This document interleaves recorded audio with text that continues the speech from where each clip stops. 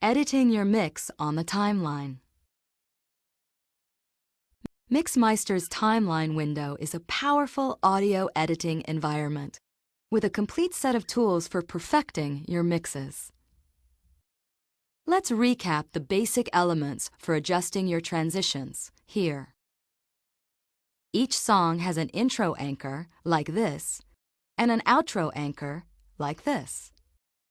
A pair of these can show you the point where two songs are anchored together.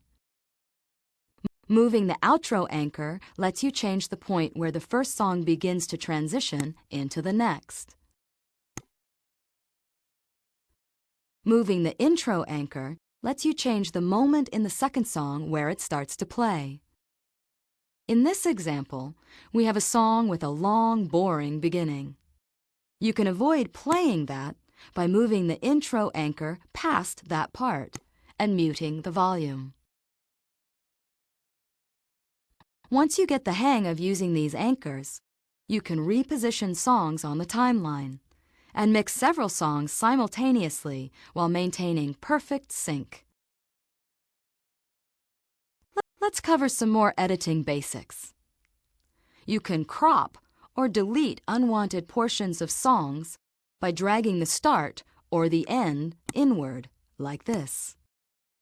You can also delete any section of a song just by dragging with the mouse to select it and pressing the delete key, like this. You can extend a track's length by dragging outward, like this.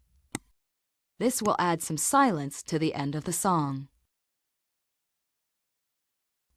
If you want to add some space in the middle of a song, the easiest way is to break a song up into two or more separate sections. To do this, right-click where you want to split the song and choose Split Segment at Cursor.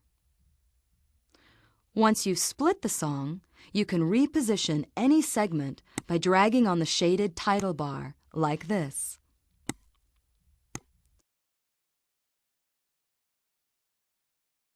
You can cut, copy, and paste sections of a song, too. Let's say you want to repeat a chorus in a song.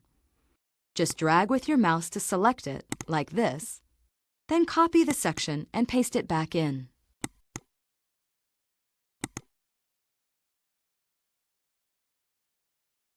By now, you're probably wondering why each edit on the timeline selects only big chunks of audio. This is because MixMeister's Snap to Beat feature is turned on. Snap to Beat lets you select or move content quickly and easily, exactly one measure at a time. For careful manual edits, you can turn this feature off by clicking on the Snap to Beat button here.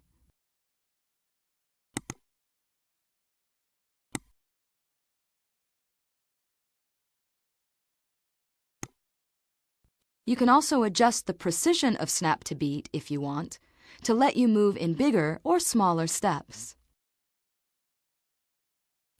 Let's talk about a couple of ways that you can change the appearance of the timeline to make editing easier for certain tasks. First, you can change the number of strips that the timeline displays by clicking on the View menu, like this.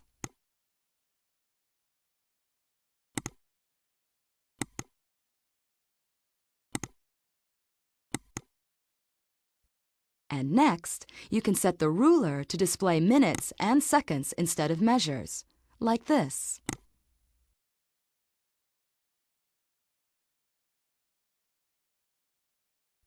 Okay, that's the end of this tutorial. As always, you can find more details in the help file.